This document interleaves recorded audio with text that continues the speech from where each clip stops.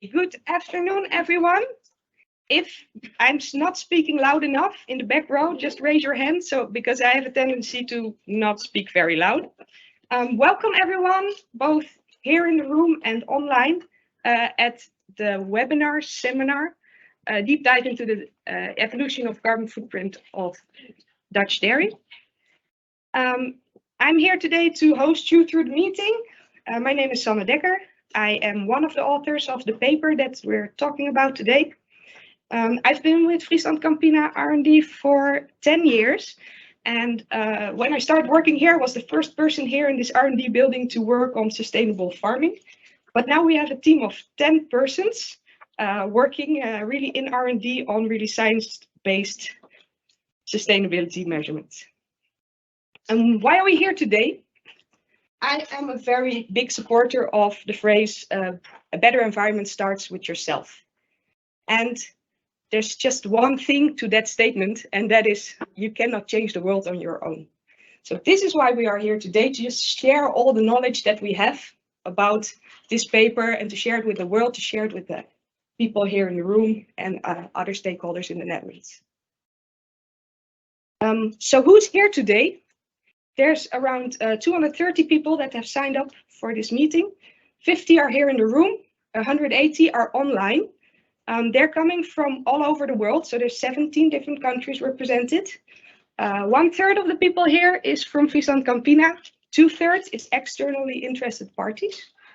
And also we have a lot of different backgrounds. So we have science, consultancy, banks, farm advisory, farm technology, we have food and feed companies, and we have, of course, a lot of dairy companies. So something about safety for the people here in the room. If there is an emergency, you have to follow the green signs. We will leave the building and gather at the parking place outside in front of the bike shed.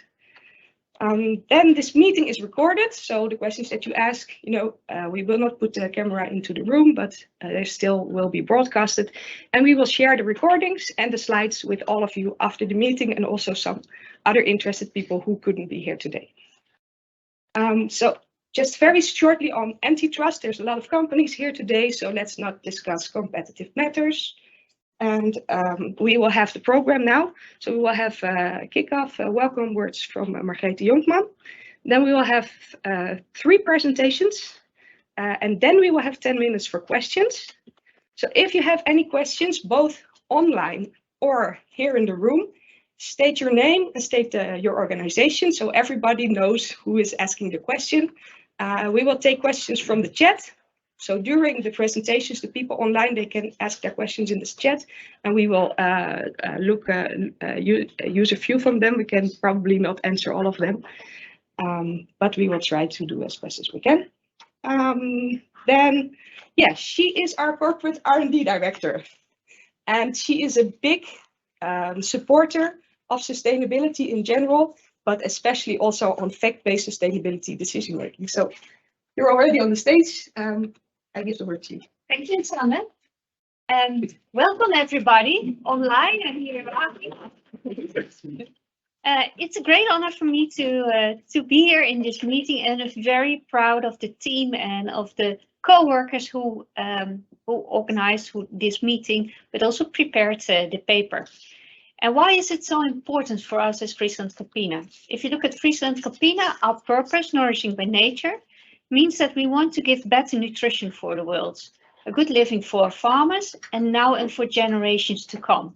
And this is what drives us. This is what is the foundation of a strategy. And if you look at a strategy, then you see this translated into our sustainability strategy.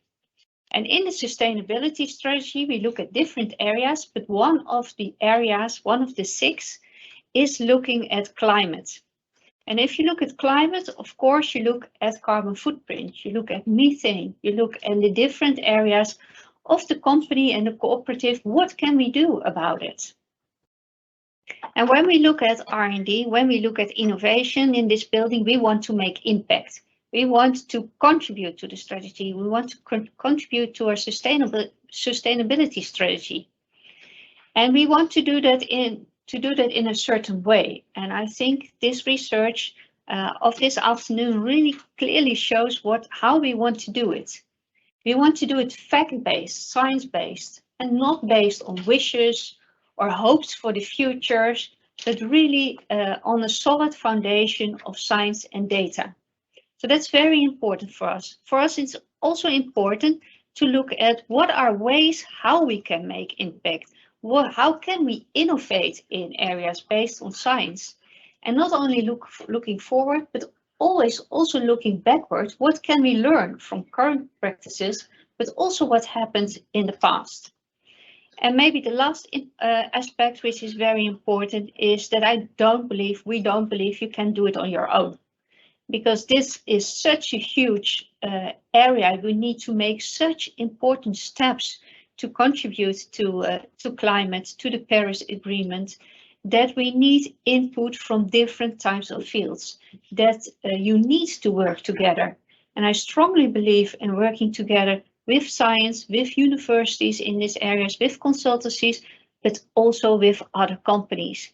Because the biggest things we should do in this area is not fight with other companies, but really fight to get a better climate together. So I'm very happy that this research, which is the topic of this afternoon, shows that we want to make impact, that we want to do it fact-based, science-based, that we want to learn and innovate, and last but not least, want to do it together. So starting with an overview of the paper and handing over to Sanne again.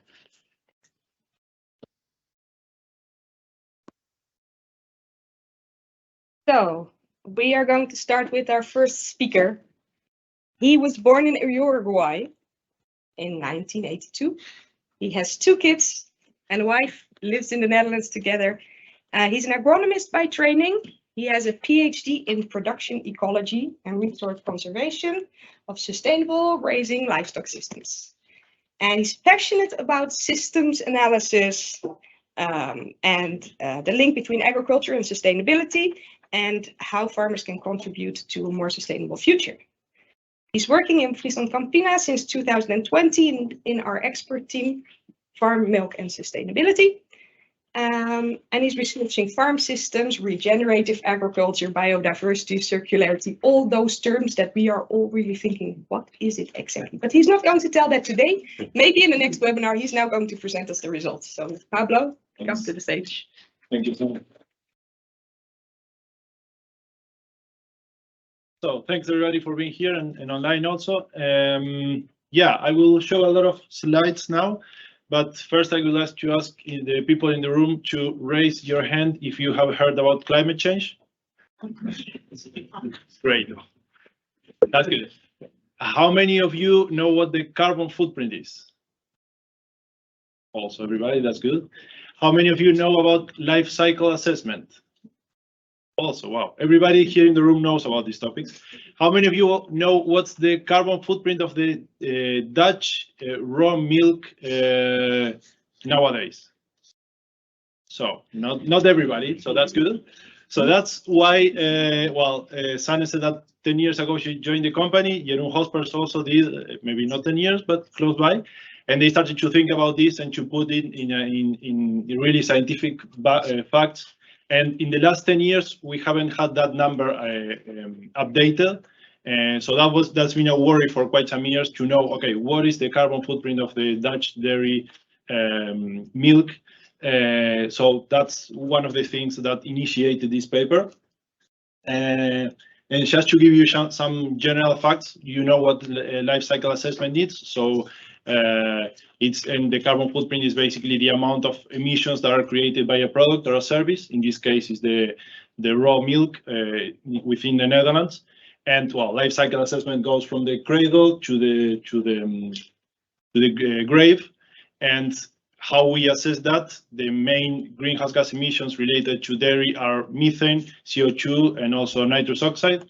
And to put them in one unit that you will see a lot in the presentation, that is CO2 equivalent, we multiply methane by 27.2 in this case, and nitrous oxide by 273, so we can get one single unit. And the unit you will see there expressed as is CO2 equivalent per kilogram of this FPCM, that is fat and protein corrected milk, that is very similar to 1 kilogram of milk, even though it's not the same. Also in this study, and you will see it also separated, we have gone into the soil organic carbon sequestration, but also on land use change, and I will explain that later. So many things happened in the Netherlands and in the Dutch dairy sector in the last 30 years. That's the scope of this study. And when we look at all the numbers, you will see, or most of it is based on the average Dutch dairy farm. So it's not specifically Friesland Campina farm, but since Friesland Campina it represents more than 60% of the farmers, and the milk produced in the Netherlands is quite related. But I won't go in depth into these trends. Jeroen Hospers will go more in depth there. But milk production per cow, intensity of production per hectare, allocation of factor milk, so how much of the emissions are we allocating to meat and milk? It's been more allocated to milk in the last years, but also the feed efficiency has improved in the last 30 years. So all these factors are somehow related to the carbon footprint, and you will see that later in our presentation. Now, so let's get into the results. We are all expecting that. This is the main graph of the paper. And as I said, you see in the y-axis, the units are grams of CO2 equivalent per kilogram of FPCM. And the three different color bars, what you see is in blue, the subtotal emissions. And separated on that is land use change, so the red bar, and soil carbon balance. So land use change are the emissions that are created when we create land use change. The most classic example we've heard about is soybean that comes from South America and the forest is cut down. That's one example.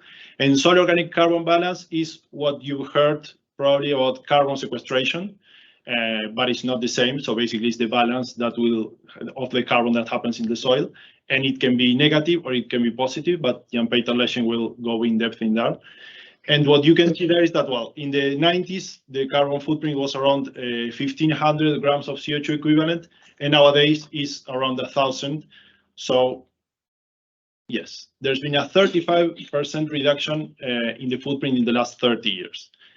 But if we take into account land use change, that number is reduced to 32. So there's been emissions associated. And if we look also, if we have the soil carbon balance, it's 29%. So what you can see there is that the footprint at the farm reduced, that soil organic carbon balance has fluctuated along the years, and Jan-Peter will tell more about that. But also land use change has also been steady and also changing during years. But it depends what we put in the equation. Here they are separated just for reporting purposes, that we separate subtotal emissions with the others. If we separate, we talked about methane, CO2, and N2O. What we can see is that if you look at the methane bar, it's been quite stable, but the ones that really reduced were the carbon dioxide emissions and nitrous oxide emissions, and that's what we are going to dive in this presentation. This is the same numbers, but look from a different perspective. Before it was about the gases itself, now it's the sources of emissions. If we go from down and up, in the bottom you see the enteric methane emissions, then the manure and storage and stable and energy in the purple bar. And up to that, you don't see a lot of variation between 1990 and now. But if you look at the green and the red bar, that's where we see the most of the increase. So basically, the roughage production at farm, I will explain a bit more now, and the purchase resources. And when we look at that in a historic perspective, but taking as a zero in 1990 and how each one of those variables have changed, you see that purchase resources has decreased 54%, and the roughage at production at farm 52%. Also, you see that energy has decreased close to 50%, but you saw there was just a little tiny bar, so that didn't have an influence. And on the other hand, what you see is that manure storage and stable has increased 26% between the first and the last year. So let's deep dive in each one of these components. First, the enteric methane emissions. What we see is that we separate them when emissions were coming from the cows that are producing and the young stock, and most of the changes has happened in the last years mostly in the young stock, and the emissions from the cows themselves hasn't changed so much. And I think also Jeroen will say a bit more about that. Manure storage and stable is the second source. And well, we've seen that in the last 30 years that has increased actually. And that's basically because cows are less time grazing. So even though there's a lot of farmers in the Netherlands that graze their cows for quite some time, but sometimes they are inside, the hours in the year that the cows spend are now less than 30 years ago, and that has created an increase in emissions. Roughage production of farm, big impact in the footprint in the last 30 years. What happened in there? What did the farmers change that made this happen? Well, you see a lot of colors, very confusing. And if you see now, it's not 1600 like it was before, but it's just really focused on this portion, is from -100 to 600. But what's really important here is two main sources of emissions. One is the manure deposited on pasture, and the other one is fertilizer, artificial fertilizer application. So these two factors are really related to nitrous oxide emissions. And if you manage to see something in this plot on the right upper corner, basically in the 1990s it was an application rate of 600 kilograms of nitrogen per hectare in total, and now that has decreased to around 300, so half of it. And most of it has been the reduction of use of fertilizer from inorganic sources, but also there's been a decrease in the manure application in the last 30 years. So that makes a big explanation on why we have less emissions per kilogram of milk. Yeah, then the organic soil oxidation, basically peat soils. It has in weight, let's say, in the total emission, less weight than before, and that's because, well, the intensity has increased, but the areas of peat soils haven't changed so much. So yeah, it hasn't really increased in the last 30 years. When we look at that in perspective, and we say there's always this discussion about how should we look at emissions? Should we look at them per kilogram of product, or per hectare, or in total? And this slide tries to synthesize that. What you can see is the axes are different than before. So in the left axis is total emissions of the Dutch dairy sector. So now it's the sector as a whole, the whole 14,000 farmers in the Netherlands. And what you see is that if you look at the sector level, the reduction has been around 15%. So in total emissions, there was also a reduction. But if you look at the the black line, that's what we mentioned, this 13% reduction. So if you take that as an index of 100, now it's around 65. But why did the emissions per kilogram decrease more than in the sector? That's explained by the yellow line, and that's because the production has increased. So the emissions per kilogram have decreased, but we have produced more kilos, so then the overall reduction has been lower at the total sector level. And again, they are separated. This is just the emissions at the farm, and they are disaggregated from the emissions from land use change and soil organic carbon. So just as a highlight, that at least that we know as authors, it is the largest data set of carbon footprint in dairy that is out there. The first highlight is that emissions per kilogram of FPCM have reduced 35% in these 30 years. And this number is lower if we take into account land use change and soil organic carbon balance. And well, Jeroen will go into that, but production efficiency, lower nitrogen application rates, and lower footprint of purchased resources have been some of the drivers that have influenced in this reduction. Carbon sequestration, as you saw, that green line has been highly variable year by year.